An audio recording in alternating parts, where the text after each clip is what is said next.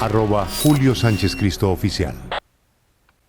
Santos tiene una agenda pero bastante ocupada hoy y muy gentilmente nos da unos minutos para responder sobre, repito, algunos temas puntuales. Señor presidente Santos, gracias por estar con nosotros. Muy buenos días. Buenos días, Julio, y muchas gracias a usted por esta oportunidad. Señor presidente, vamos a ir a las preguntas muy concretas porque hay temas alrededor de las preguntas que ya han sido respondidos, pero hay hechos que nos gustaría preguntarle concretamente. Nuestra colega Vicky Dávila, quien ha pasado pues una semana bastante tormentosa y que viene pasando muchas semanas de problemas por cuenta de seguimientos que han hecho a su privacidad, a sus correos electrónicos, a su WhatsApp, dio una entrevista a la revista Semana a Daniel Coronel y dijo que usted había pedido su cabeza. Señor presidente, ¿usted, alguna persona cercana a su equipo de trabajo, tuvo algún contacto con RCN o con el doctor Ardila o con la organización Ardila para pedir que Vicky fuera removida de su cargo? Gracias, Julio, por la pregunta, porque sí me parece muy importante aclarar esto. Yo he sido toda la vida defensor de la libertad de prensa, de la libertad de expresión. Fui presidente de la Comisión de Libertad de Prensa de la CIP. Luego me gané el Premio Rey de España con mi hermano Enrique, precisamente por unas crónicas que escribimos desde Nicaragua cuando fui yo a defender la libertad de prensa en Nicaragua cuando Violeta Chamorro estaba siendo sometida a la censura.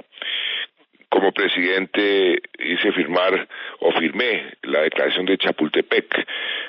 Creo que si usted le pregunta a cualquier director de cualquier medio si yo he llamado a reclamar o a pedir alguna cabeza, usted llame a Roberto Pombo, llame a Darío Arizmendi, llame a todos los directores de los medios, a ver si en algún momento he llamado yo a alguno de ellos, a pedir cabezas de periodistas, a pesar de las críticas. Inclusive en el periódico El Tiempo, usted ve las columnas, por ejemplo, de las ediciones de la página editorial del domingo, y se encuentra con columnistas que sistemáticamente todos los domingos le dan palo al gobierno. A ver si pregunte si yo alguna vez he llamado a pedir su cabeza. Usted, Julio, ¿cuántas veces no me han criticado? ¿Alguna vez, yo le pregunto, lo he llamado para pedirle alguna cabeza? Por eso me parece que esa aseveración es mentirosa además, pero injusta porque yo sí no quiero quedar ante la historia como un presidente que está censurando o pidiendo cabezas de los periodistas. Eso no es cierto, y lo que sucedió con Vicky Ávila, pues yo lamento mucho. Yo apreciaba mucho y sigo apreciando mucho a Vicky. Ha cometido una serie de errores. Ahí en la entrevista, por ejemplo, dice que el mismo día de la publicación, la ministra de Presidencia, Mariana Elena Gutiérrez, se entrevistó con un altísimo ejecutivo de RCN. Lo que no dice es que no fue porque ella llamó al altísimo ejecutivo, sino el altísimo ejecutivo la llamó a ella, supongo que avergonzado con un supuesto escándalo ella le llama polémicas compras de unas almendras, Julio, unas almendras que costaron 15 millones de pesos, unas almendras que se les dan a todos los visitantes que vienen a Palacio. Son unas almendras que fabrica una fábrica de dulces que se llama Triunfo, y se les dan en una cajita de cartón, y María Luriana Gutiérrez le dio al alto ejecutivo unas almendras para que se dieran cuenta que cuestan 32,000 pesos, y que es el regalo que se les dan a los visitantes que vienen a Palacio. Entonces, si después de esculcar tantos contratos, lo que encuentran como despilfarros es ese contrato, pues inclusive eso habla bastante bien de la presidencia en cuanto a que estamos haciendo las cosas correctamente. Entonces no ha sido ni el gobierno ni mucho menos el presidente el que ha pedido ninguna cabeza de ningún periodista. Y en esa misma entrevista, Julio, Vicky dice otra cosa que tampoco es cierto, y me duele porque tampoco quiero quedar yo como un presidente que chuza o que deja chuzar a periodistas. Ella dice que yo no quise tomar en serio lo que ella denunció. Yo sí lo tomé muy en serio, Julio. Lo tomé tan en serio que la llamé, hablé con ella casi por 2 horas en privado, ella y yo, y luego de que ella me contó una serie de cosas que yo anoté muy cuidadosamente, personalmente me puse a investigar. Me mencionó un oficial de la inteligencia de la policía, yo lo convoqué, le hice un interrogatorio, inclusive ese oficial después fue a someterse voluntariamente al polígrafo, respondió todas las preguntas en forma clara e impecable. Me puse con el fiscal, con la Dirección Nacional de Inteligencia, a que averiguaran si había habido chuzadas por parte de la policía en todas las centrales de inteligencia y las centrales de comunicaciones, y no hasta el momento no hemos podido comprobar que la policía estaba chuzando a Vicky Dávila. Esa es la verdad, pero sí nos hemos puesto en el trabajo con la Fiscalía, y la Fiscalía es la que está adelantando esa investigación, en el trabajo de llegar hasta el fondo de este asunto, porque no voy a permitir bajo ninguna circunstancia que ese tipo de situaciones se presenten, ni mucho menos que se presenten en mi gobierno, y por eso personalmente me puse al frente de esa investigación desde el punto de vista de comprobar lo que Vicky me había dicho, y no lo he podido comprobar, no ha sido posible. Ella me dijo que estaba, por ejemplo, comprobado que se había hecho seguimiento a un carro que había regalado una embajada europea. El carro sí existe, efectivamente hay un carro de una embajada europea, pero no se pudo comprobar, no hay evidencia de ninguna naturaleza que ese carro le haya hecho algún seguimiento a Vicky. Entonces no creo que sea justo decir que es que el presidente no quiso tomar en serio esas acusaciones. Presidente, para pedir la cabeza de un periodista no necesariamente hay que levantar un teléfono y llamar al director de la organización. Usted hizo unas declaraciones en una entrevista con Ángela Patricia Yaniot, en donde acusaba que lo que había hecho Vicky Dávila con la publicación del video no era buen periodismo, y ahí dijo que se despojaba de su condición de presidente y se trasladaba a la de periodista, como si eso pudiera hacerlo usted en algún momento, cuando siempre y todos los días mientras esté en ese cargo, pues será el presidente de la República. ¿No le parece que esa fue una presión indebida de su parte, más cuando ahí hay una relación asimétrica frente a un presidente atacando a una periodista por su labor? No, Camila, no me parece que eso sea ni indebido, ni que yo haya actuado de forma diferente a la que debe actuar cualquier presidente. ¿Cómo cree usted que un presidente no puede cuestionar que se esté haciendo buen o mal periodismo en el país? Es el derecho de cualquier ciudadano, y mucho más del presidente de la República, que reclamar que se haga buen periodismo. Cuando ella me preguntó sobre el video, yo le respondí una cosa que creo que los periodistas, y ojalá sean los propios periodistas, y ahí lo dije, ojalá sean los propios periodistas y no una polémica con el gobierno, los que hagan una reflexión sobre cómo están desarrollando su labor. Y yo le pregunté a Ángela Patricia, ¿a usted le parece que está correcto que publiquen así de buenas a primeras un video como el que se publicó? Ella inclusive no confesó que no lo había visto, pero yo sí creo válido, totalmente válido, que el presidente haga esa pregunta, y repito, ojalá sean los propios periodistas, porque mi talante como demócrata y como defensor de la libertad de expresión me obliga a pedir que sean los propios periodistas los que se cuestionen ellos mismos y reflexionen sobre el tipo de periodismo que quieren desarrollar. Sí, presidente. Lo que pasa es que el presidente obviamente puede opinar lo que quiera, eso está bien, pero eso de andar entregando certificados de buena o mala conducta periodística sí no le corresponde al presidente, le corresponde a la gente, obviamente, y a los analistas, pero uno pensaría que no al presidente. Pero quiero volver al tema de las almendras, porque eso, más allá de la anécdota, lo que se señala en la entrevista es que tenía el doble mensaje.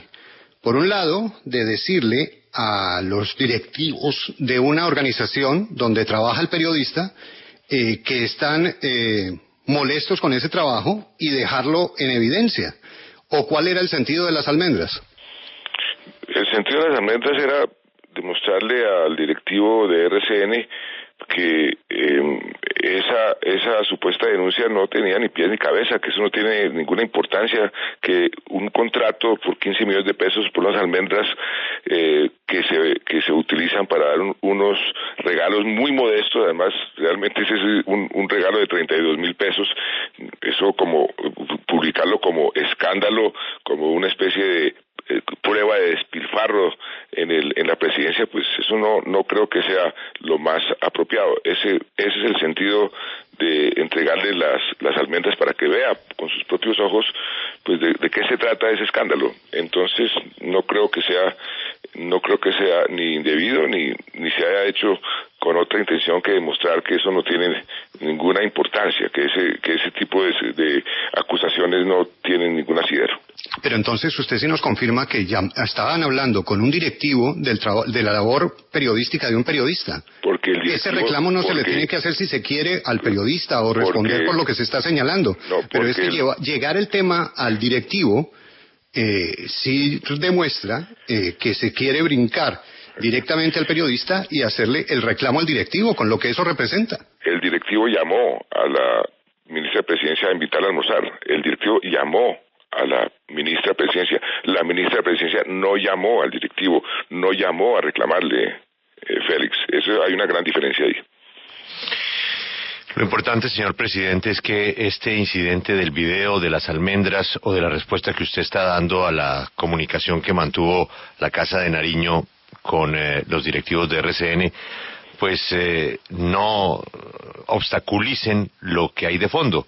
Y es una crisis que hay en la policía, para lo cual hay una comisión especial, pero sobre todo que las denuncias que ha hecho Vicky, pues independientemente de lo que haya pasado con sus decisiones periodísticas, no se nos olviden y sigan su curso. Vamos al tema de las FARC.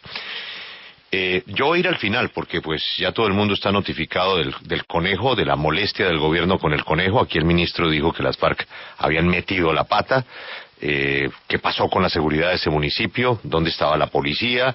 ¿Por qué razón estaban haciendo política con hombres armados en el conejo? Y usted ha reaccionado con un ultimátum a las FARC. Se devuelven a La Habana y trabajan los puntos que hacen falta para llegar a la fecha del 23 de marzo. Esos temas de las fechas son complicadísimos, presidente, porque en La Habana pues hay cosas que pasan y que atrasan y que aprovechan las FARC para decir que no pueden cumplir.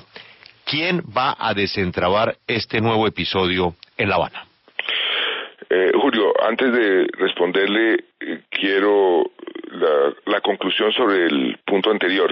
Usted tiene razón, ahí hay unas investigaciones que deben llegar al fondo del asunto y que ojalá lo más pronto posible se den las conclusiones a la opinión pública, pero de la pregunta que usted me hizo, lo que sí quiero que quede muy claro es que el presidente de la República no pide cabezas de periodistas. Yo sí quiero que eso quede absolutamente claro. En cuanto a la pregunta que usted me hace sobre las FARC, ¿cómo se va a resolver este impasse? Le cuento, Julio, que anoche me reuní personalmente, me pidió cita el señor canciller de Noruega. Y estuvimos reunidos con el canciller de Noruega, con el embajador de Cuba. Acuérdese que Noruega y Cuba son garantes en este proceso. Me pidió que si podía darle un tiempo para ver si los garantes actúan en este episodio, en este impasse, y que muy rápidamente esperan poder encontrarle una solución. Él está viajando en este momento para reunirse con el canciller cubano, está viajando a La Habana, y vamos a esperar a ver la gestión de los garantes para poder continuar con este proceso que estamos ya en la última fase. Lo que sucedió, pues usted ya conoce mi reacción, conoce lo que yo dije, y lo que espero es que podamos continuar buscando una solución a los problemas que faltan y poder terminar este proceso lo más pronto posible. Bueno, pero aquí hay una noticia muy importante. Entonces, presidente, por primera vez un país garante va a participar al más alto nivel, que es con su ministro de Exteriores, con otro país, el país anfitrión, con su ministro de Exteriores de Cuba, para tratar de resolver este nuevo impasse. Sí, así es, Julio. Eso es lo que sucedió anoche. Bueno, presidente, mientras las FARC dicen que ellos no hicieron conejo en el conejo porque desde la mesa de negociación no les han prohibido hablar con la población civil y que ellos estaban simplemente haciendo eso armados, pero hablando con la población civil, pues es difícil saber con qué criterios se definirán las zonas de ubicación donde se asentarán las FARC armadas mientras se surte su proceso de desarme. Y hay gobernadores como el de Antioquia que ya han advertido que allá difícilmente cederán su territorio para esas zonas. Pero mientras tanto prende motores en el Congreso la reforma de la Ley de Orden Público y uno de sus puntos más controvertibles será que la nueva ley ya no obliga a la fuerza pública a permanecer en las zonas donde se encuentran los grupos armados, que esa condición va a desaparecer y que la reforma a la Ley de Orden Público pues se consistirá en que el presidente será quien mediante facultades determine dónde se ubicará la fuerza pública para que se abran corredores y pueda haber zonas con separación de fuerzas para el cese de hostilidades. ¿Esto es cierto, presidente? Es decir, el ejército colombiano, que fue una de las cosas que más nos llamó la atención en el conejo, se retira de las zonas y será usted el que diga dónde podrá la fuerza pública hacerse o asentarse o quedarse o ubicarse para cuidar a la población colombiana. Marisabel, primero, no es cierto que los protocolos, hay protocolos escritos y no escritos, le hayan permitido a las FARC reunirse con la población civil. Llevamos 5 reuniones, yo efectivamente autoricé esas visitas de los comandantes de las FARC a sus frentes porque me lo solicitaron para que se pudiera hacer una pedagogía con su gente, con sus bases sobre lo que se está negociando en La Habana. Me pareció que era un paso correcto, que era un paso necesario, y lo que hicieron fue violar unas reglas de juego que se han establecido, que se han discutido en detalle. En ocasiones anteriores inclusive hubo una ocasión donde se pudo comprobar que se habían reunido con personal civil, no en poblaciones, sino en las afueras donde estaban autorizados, pero de todas formas se reunieron con el personal civil, se les hizo el reclamo, aceptaron que efectivamente habían obrado de forma equivocada y continuaron con las visitas y haciéndolas de forma correcta. Esto que sucedió en Conejo pues rompió los protocolos, por eso reaccionamos como reaccionamos y esperamos que este impasse se pueda resolver de la forma como lo hemos establecido para poder acelerar las negociaciones. Ahora, las zonas que quedan por determinar, pues todavía ese es un punto muy importante de la negociación que todavía falta.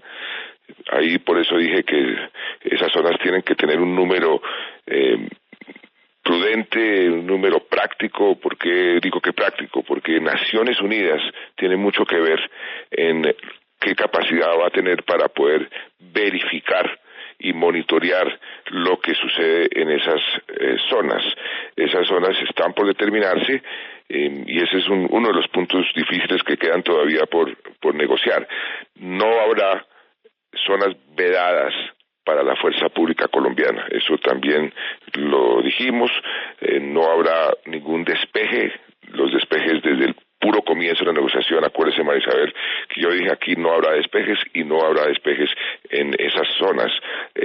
La forma como se va a verificar la seguridad de los miembros de las FARC es lo que también está por negociarse y ahí Naciones Unidas va a participar de forma activa porque para eso se le dio un mandato y ese fue el sentido de la resolución que en forma unánime aprobó el Consejo de Seguridad. Pero, presidente, obviamente todos estos procesos, y más cuando va a ser la reintegración de las FARC, si llega finalmente la firma de la paz, va a ser complejo. Pero esta primera prueba sí nuevamente demuestra que el gobierno peca de ingenuidad, porque acá no estamos ante las carmelitas descalzas, y nosotros sabemos que las FARC van a llegar hasta donde las dejan, y en este caso el gobierno fue el que permitió que llegaran y montaran el show que montaron en el Conejo. Pero, Félix, precisamente la reacción mía y la reacción del gobierno fue porque violaron las reglas, entonces no es que los hayamos dejado, al contrario, lo que estamos es diciéndoles, ustedes no pueden hacer esto, hagan por favor, esto eso no se va a volver a repetir, y eso fue el sentido de la reacción del gobierno. Es exactamente al contrario, Félix. Óigame, presidente, pero es que hay una cosa que a mí me inquieta, sobre todo después del conejo en el conejo, y es el conejo de aquí a un mes, porque pareciera, por esta preocupación que usted nos expresa, la reunión con el canciller noruego, la reunión que ahora tendrán con el canciller de Cuba, pues que esa fecha límite que usted puso hace ya 5 meses para firmar el acuerdo de paz estaría más distante que nunca, y entonces ese gran compromiso que se asumió hace 5 meses diciendo que la fecha límite era el 23 de marzo, pues no se va a cumplir, y que ese será otro conejo que nos van a hacer a los colombianos. La fecha fue una fecha acordada por las dos partes, y esa fecha no se ha modificado. Es decir, si se modifica la fecha, tiene que ser por acuerdo de las partes. Hay posibilidades de determinar por lo menos los puntos fundamentales, y yo los puse en un orden, 4 puntos fundamentales que podemos, si hay voluntad política, resolver antes de esa fecha, y yo creo que si hacemos un esfuerzo en esa dirección lo podemos lograr. Señor presidente, sobre el mismo tema de la paz, pues también hay un gran interrogante sobre el futuro de la consulta. Es cierto que en la política a veces se dicen cosas y se cambia de opinión, se cambia de acuerdo a los acontecimientos. Y hay una gran preocupación porque usted ha estado muy firme en el tema de que usted quiere cumplir lo que ofreció, y es que el pueblo colombiano se pronuncie sobre el proceso de paz. Y la consulta pues está en examen constitucional, pero la consulta, si sigue adelante, puede ganar el sí, puede ganar el no. Usted ya dijo que pues sería un golpe político para usted en lo personal muy fuerte.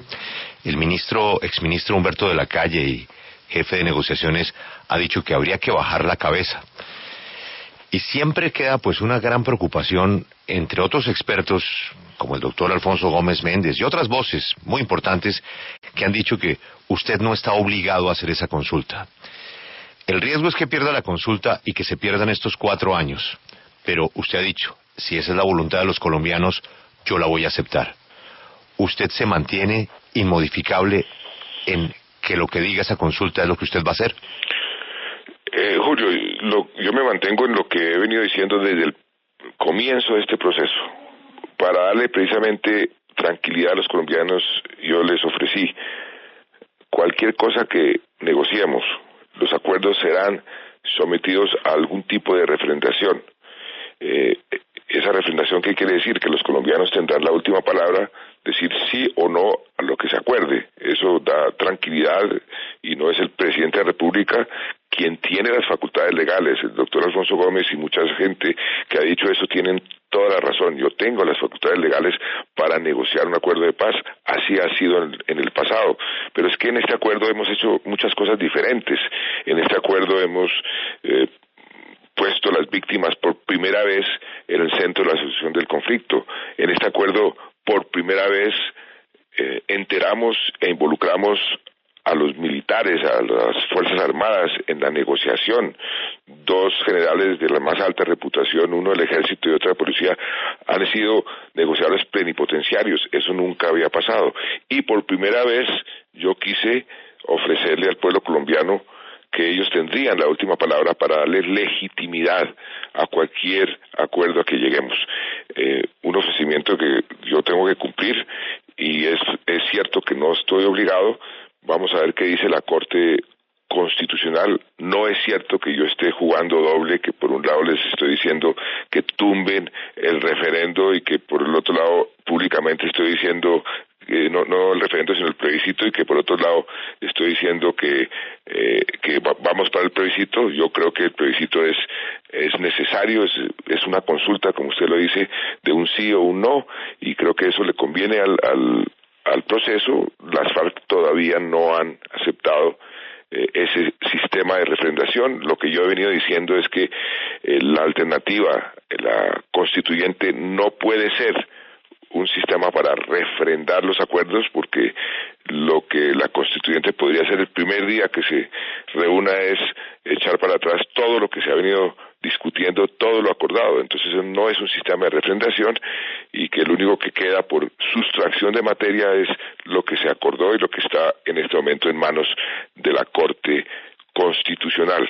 Yo confío en que la Corte le dé su bendición y que cuando se firmen los acuerdos podamos convocar al pueblo colombiano a que nos diga si está de acuerdo o no está de acuerdo. Y yo estoy absolutamente seguro, Julio, estoy absolutamente convencido que si hacemos una buena labor de pedagogía, cuando el pueblo colombiano sepa realmente lo que significan estos acuerdos, los beneficios que nos va a traer la paz, los costos de continuar la guerra, que el pueblo colombiano en forma mayoritaria va a aprobar los acuerdos.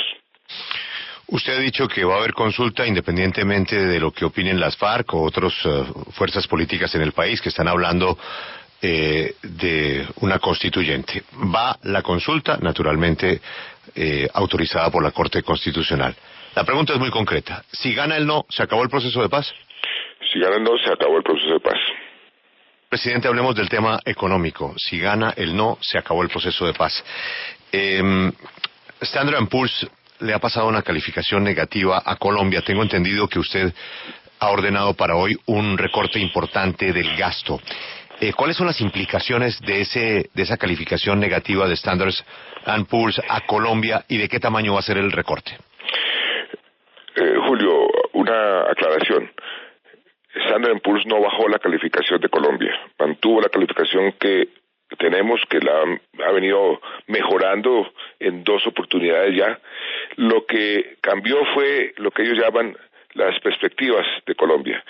Hay perspectivas estables o desfavorables o positivas, y entonces la cambió de estable a desfavorable. ¿Por qué hicieron eso? Lo hicieron y lo han hecho con muchos países en muchas ocasiones para hacer una especie de advertencia. Mire, ustedes tienen que hacer ciertas cosas, tienen que tomar ciertas medidas para que nosotros le mantengamos la calificación. Entonces es una especie de advertencia, no es que hayan bajado la calificación, y eso es muy importante hacer esa diferenciación. ¿Y qué es lo que están diciendo? Están diciendo, aquí hay una situación internacional muy difícil. A Colombia, como a muchos países, la baja del precio del petróleo lo ha golpeado duramente. Usted tiene que hacer las reformas necesarias para adaptarse a esa nueva circunstancia y mantener la solidez de la economía y mantener la situación fiscal en buenos términos. Y eso, Julio, es exactamente lo que venimos haciendo desde cuando comenzó a bajarse el precio del petróleo. El año pasado hicimos un recorte de más de 9 billones de pesos en las inversiones y los gastos del Estado. Este año presentamos un presupuesto que en términos reales es menor al presupuesto que habíamos presentado al Congreso el año pasado, y a ese presupuesto, usted bien lo acaba de mencionar, comenzamos a hacerle recortes. El primer recorte se va a hacer hoy en el Consejo de Ministros. 6 billones de pesos vamos a recortar en gastos de funcionamiento y en inversión. ¿Para qué? Para mantener algo que hemos decidido desde el comienzo del gobierno, y es una senda fiscal, una senda de responsabilidad fiscal. Este gobierno hizo tal vez la primera reforma constitucional que presentó al Congreso de la República. Fue una reforma en donde se le pedía al Congreso que hiciera un cambio en la Constitución, dándole a la parte fiscal, a la responsabilidad fiscal, a ese concepto, el nivel casi que de derecho fundamental. Y lo hicimos porque las crisis económicas lo primero que vulneran son los derechos de los ciudadanos. Los gobiernos tienen que comenzar a reducir los presupuestos de educación, de salud, y ahí se vulneran los derechos de los ciudadanos. Y fue un concepto muy discutido. Fueron unas discusiones bien interesantes tanto en el Congreso como en la propia Corte Constitucional, que acabó aceptando ese concepto de reforma de responsabilidad fiscal como derecho fundamental o un criterio para tenerse en cuenta en la defensa de los derechos de los ciudadanos. Y a reglón seguido, después de esa reforma constitucional, hicimos aprobar una ley que se llama la Ley de la Regla Fiscal. Y es una ley que obliga al gobierno a mantener una senda, un camino en materia fiscal entre ingresos y egresos que garantice que nosotros no vamos a ser irresponsables en materia fiscal. Y ese camino lo hemos mantenido desde el comienzo del gobierno, por eso nos han subido la calificación en 2 oportunidades. Eso nos ha permitido reducir sustancialmente los costos de financiación del país, de la financiación de los colombianos, y estamos totalmente convencidos de que vamos a mantener esa senda fiscal. Esa regla fiscal nos permite, por ejemplo, este año tener un déficit de 3.6% y vamos a hacer todos los ajustes que sean necesarios para cumplir con la regla y mantener la confianza de los mercados. Uno de los temas que Standard & Poor's y todas las calificadoras de riesgo y los inversionistas están pendientes es, por supuesto, la reforma tributaria. ¿Por qué es necesaria la reforma tributaria?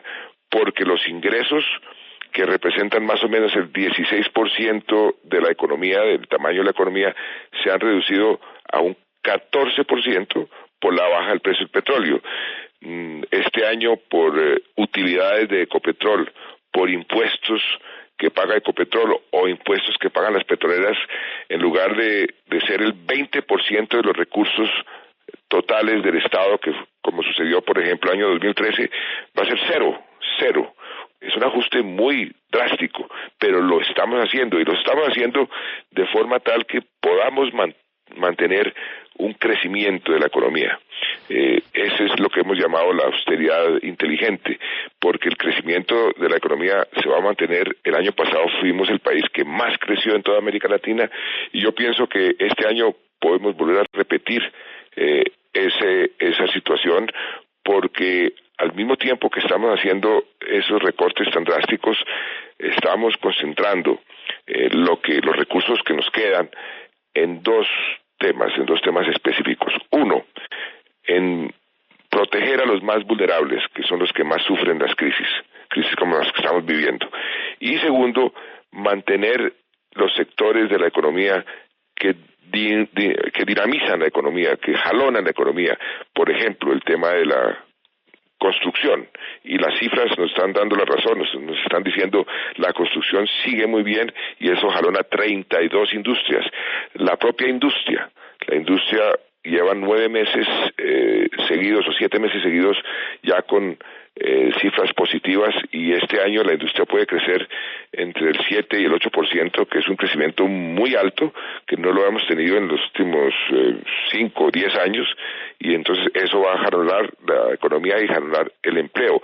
El tema de las concesiones de cuarta generación, que hasta este año está comenzando realmente. Usted va a comenzar a ver este país en verdadera construcción durante los próximos 4 años, porque ya esas inversiones están hechas, están financiadas. Entonces, estamos tratando de mantener un equilibrio entre un crecimiento que nos permita mantener el empleo y al mismo tiempo hacer las reformas fiscales y de reducción de gastos y de inversiones que nos permita mantener la senda fiscal.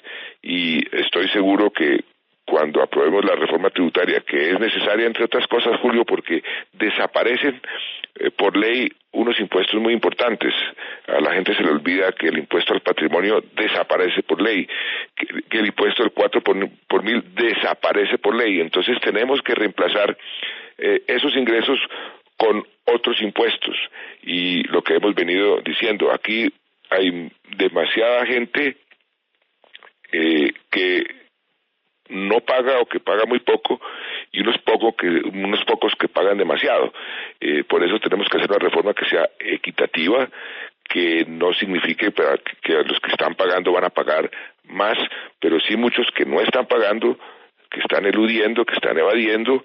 Este es un sistema bastante ineficiente y bastante inequitativo, pues que paguen los impuestos que les corresponde para que el país pueda seguir progresando.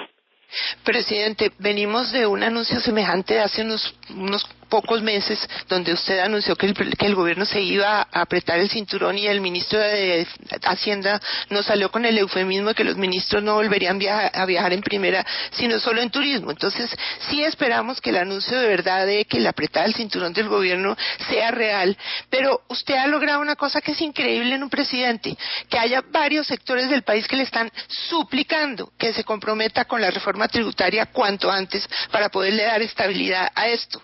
Eso no le había pasado a un presidente que yo recuerde, por lo menos en la historia de Colombia, que la gente se la arrodille para decirle: presidente, haga la reforma. Presidente, ¿usted va a hacer la reforma tributaria este año o va a esperar a ganar el plebiscito para hacerla? Marisabel, tenemos que hacerla este año y no tiene ninguna trascendencia que la hagamos en el segundo semestre, en la segunda legislatura, frente a la primera, que era lo que querían algunos empresarios. Se interpretó como que el gobierno no quería hacer la reforma simplemente porque pasamos la reforma de la primera legislatura a la segunda legislatura de este año, y lo hicimos por un motivo de responsabilidad, Marisabel, porque todavía, inclusive la propia comisión de expertos tiene una serie de cálculos que no se han hecho con el rigor que se deben hacer. No sabemos, por ejemplo, cuál va a ser o cuál sería las implicaciones desde el punto de vista de ingresos, un cambio en la contabilidad de las empresas que están sugiriendo los comisionados.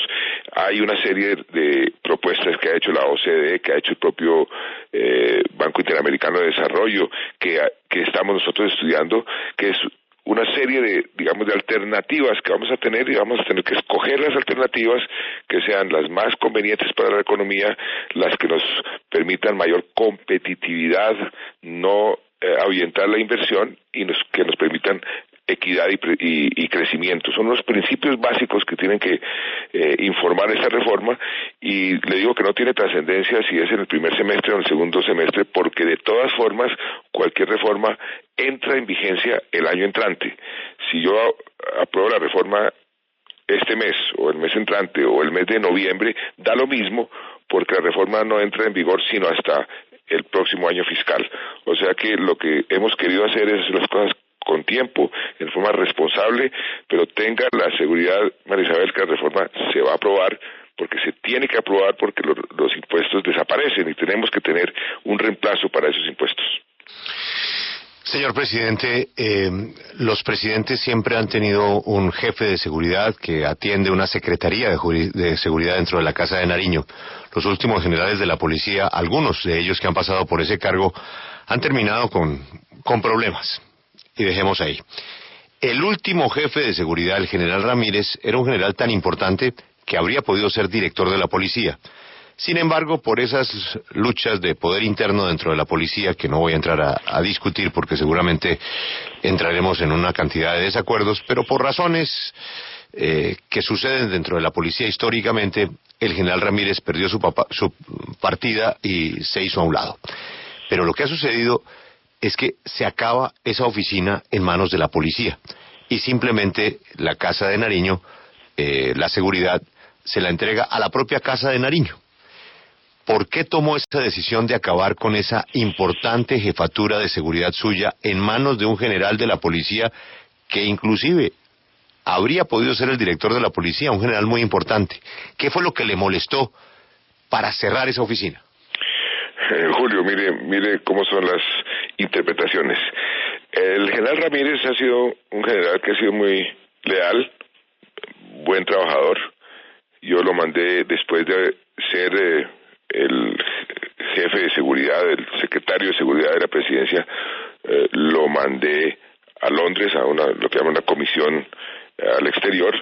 Cuando él regresó, le di la oportunidad de volver a ocupar ese cargo y siempre le dije: mire, general, cuando usted ascienda al máximo grado, pues usted se va a ir. Y eso fue lo que sucedió. Él vino, los ascensos, él es de la misma promoción del general Palomino. Fíjese que fueron los dos los que ascendieron en diciembre. El general Palomino ascendió antes porque los directores de la policía automáticamente obtienen su cuarto sol. El general Ramírez obtuvo su cuarto sol y ya estaba establecido de que se iba a ir porque se le terminaba su carrera. A todos los militares se les termina su carrera. Esa fue la circunstancia por la cual se retiró el general Ramírez. No hubo ninguna circunstancia adicional. Se han inventado toda clase de cosas que Ramírez le estaba corriendo la butaca a Palomino. Nada de eso es cierto. Él se retiró después de haber ascendido a su máximo grado, cuarto sol, y eso estaba establecido desde hacía muchos meses.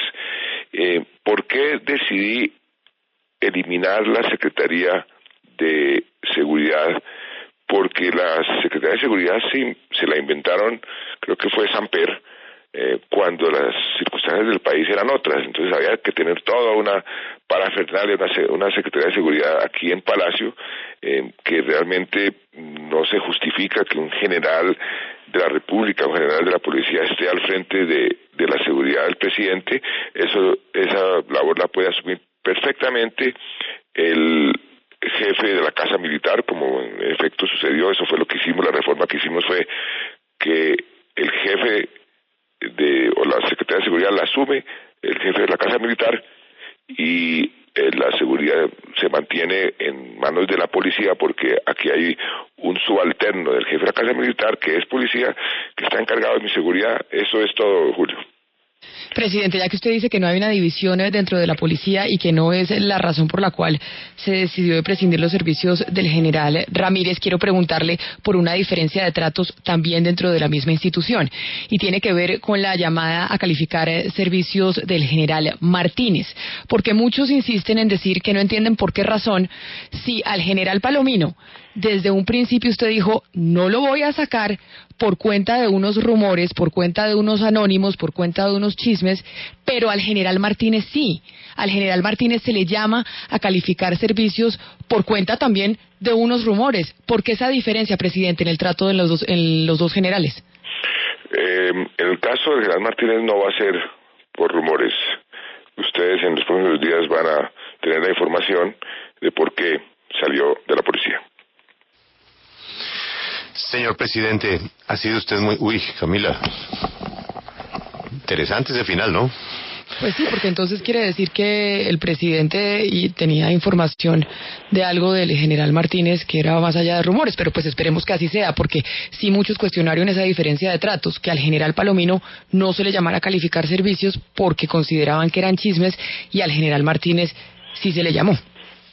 Julio, Sí, pero es que... perdón, Marisabel. Sí. No, es que a mí sí me dicen que el gobierno sí tiene una documentación muy complicada que proveniente de los Estados Unidos contra el general Martínez, que no han dado a conocer, pero que la darán a conocer, como lo acaba de anunciar el presidente, a la W en los próximos días. Sí, es una información muy delicada, ¿no es verdad, presidente? Así es. Sí. Bueno, lo veníamos comentando, Marisabel, que el gobierno había consultado pues con sus socios en combatir el crimen organizado, que son pues los agentes de los Estados Unidos. ¿Algo más, Marisabel? Sí, yo tengo una última pregunta. Pues durante un mes que lleva el vicepresidente Vargas en recuperación, pues ha habido muchos movimientos de sectores políticos en reuniones para definir estratégicamente una nueva coalición de gobierno, unos nuevos partidos que acompañarán al gobierno en esta etapa pues de la paz. Estoy hablando concretamente del liberalismo, el Partido Conservador y la U. Están reorganizando la unidad nacional y no han invitado a Cambio Radical. Presidente, ¿usted va a constar que esta nueva unidad nacional deje a Cambio Radical y al vicepresidente por fuera? Marisabel, sí han invitado a Cambio Radical. Mañana tengo convocado todos estos partidos, incluyendo a Cambio Radical, todos los que están apoyando la paz, y Cambio Radical está apoyando la paz. Aquí estuvo el vocero, el presidente de Cambio Radical, Rodrigo Lara, hace unos días, ratificando su apoyo al proceso de paz, y aquí nadie va a excluir a Cambio Radical ni a ningún partido que quiera sumarse a la paz, todo lo contrario. Ojalá se sumen todos, porque lo que este país necesita es unirse para aprovechar esta oportunidad. Es una oportunidad única, este es un punto de inflexión en nuestra historia. Si aprovechamos como lo sugería Luis Alberto Moreno en una presentación maravillosa que hizo el BID hace unos días.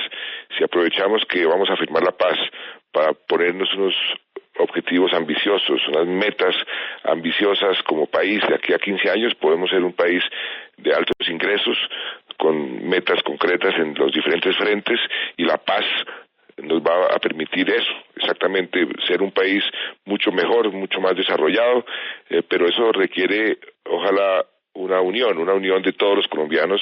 Los países que se unen y se ponen objetivos altos son los que realmente tienen éxito en el mundo, los que han tenido éxito, y eso es lo que queremos con la paz, que todos la podamos aprobar, la podamos sacar adelante y comenzarla realmente a construir, porque lo que se va a hacer es firmar un acuerdo que va a silenciar los fusiles, pero la verdadera construcción de la paz comienza en nuestros propios corazones, comienza en nuestros hogares, comienza en nuestros colegios, y la construcción de la paz también es inversión para que todos los colombianos tengamos oportunidades de salir adelante, y eso es lo que el país ojalá entienda y aproveche esa oportunidad.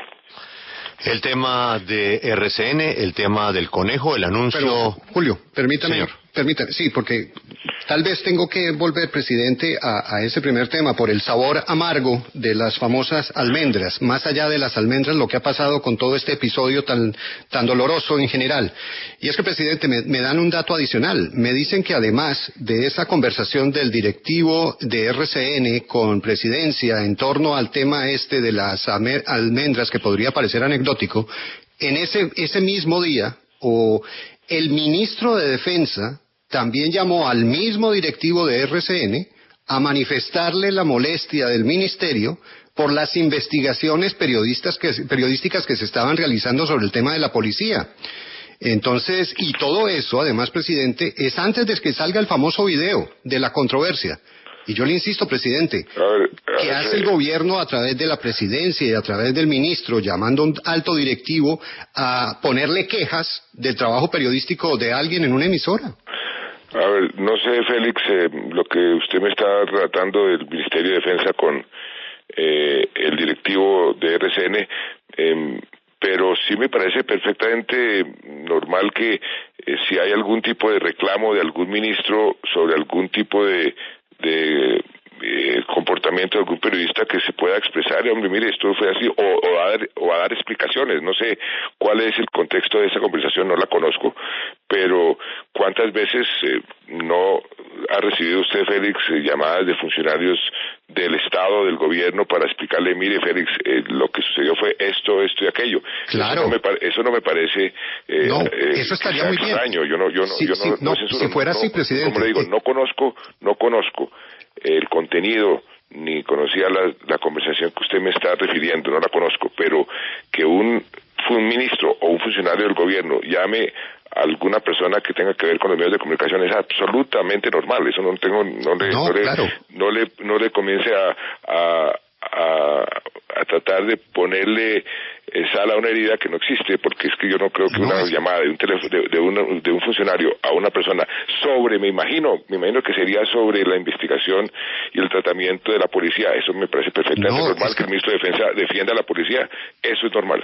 Pero es que sí ahí sale en la herida, y en este caso, obviamente, esas llamadas a mí, yo he recibido ese tipo de llamados de presidencia, de funcionarios, y me parece normal, eso no tiene nada de malo. Sí. Se hacen conversas, pero es que no han llamado a Caracol, a los directivos de Caracol.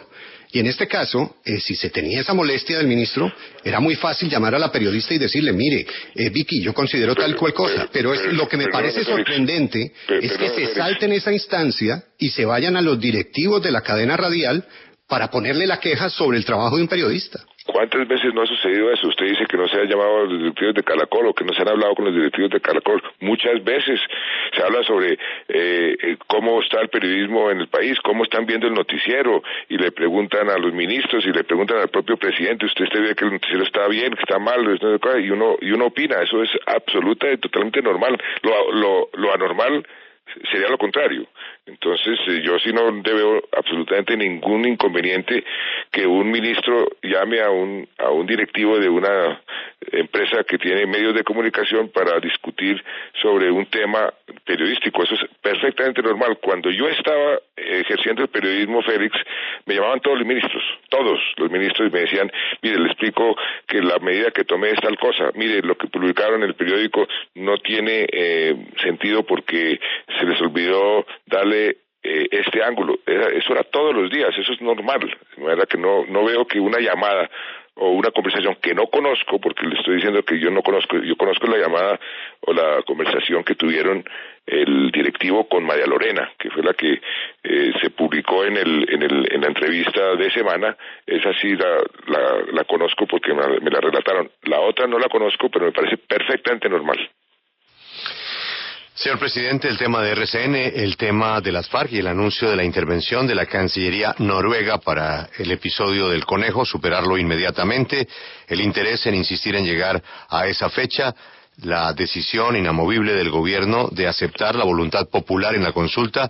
Si gana el no, se acabó el proceso de paz, la seguridad en que ganará el sí del señor presidente de la República, la proyección económica en la crisis, lo que pasó con Standard & Poor's, lo que ha pasado con la Oficina de Seguridad de la Presidencia de la República, el tema de Germán Vargas Lleras y nuestro agradecimiento por su tiempo, en donde, repito, sé que usted tiene hoy una agenda muy apretada. Presidente, gracias por todos estos comentarios y estas respuestas en la W. Le deseo una muy buena semana. A ustedes, Julio, muchas gracias por esta oportunidad y espero que se han aclarado muchos de estos asuntos. Acompáñenos en el canal de YouTube @Julio Sánchez Cristo Oficial.